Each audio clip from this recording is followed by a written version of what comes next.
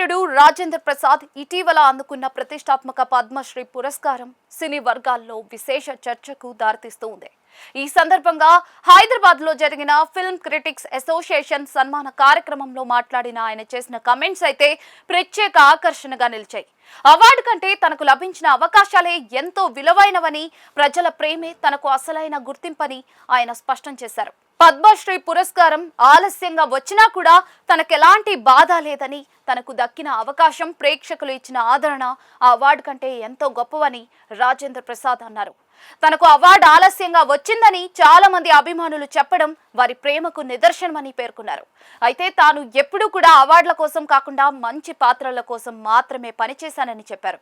తన సినీ ప్రయాణాన్ని గుర్తు చేసుకున్న ఆయన, దర్శకులు బాపు, జంధ్యాల, వంశీ వంటి దిగ్గజాలు తన కోసం అద్భుతమైన పాత్రలు సృష్టించారని అన్నారు.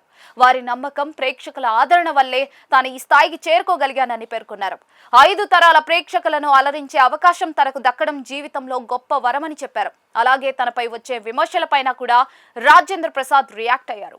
ప్రతి తెలుగు ఇంట్లో సభ్యుడిలా ఉన్న తననే కొందరు తప్పుగా అర్థం చేసుకుంటే అది వారి దురదృష్టం అంటూ తనదైన శైలిలో వ్యాఖ్యానించారు.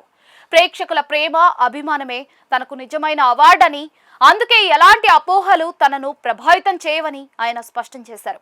ఇప్పటికీ కొత్త తరానికి చెందిన డైరెక్టర్లు తన కోసం విభిన్నమైన పాత్రలు రాస్తూ ఉండటం ఆనందంగా ఉందని రాజేంద్ర ప్రసాద్ అన్నారు. తాను ఎప్పుడూ కూడా రిలాక్స్ అయ్యే మనస్తత్వం కలిగిన వ్యక్తిని కాదని, నటుడిగా ఇంకా ఎన్నో మంచి పాత్రలు చేయాలనే తపన తనలో ఉందని చెప్పారు.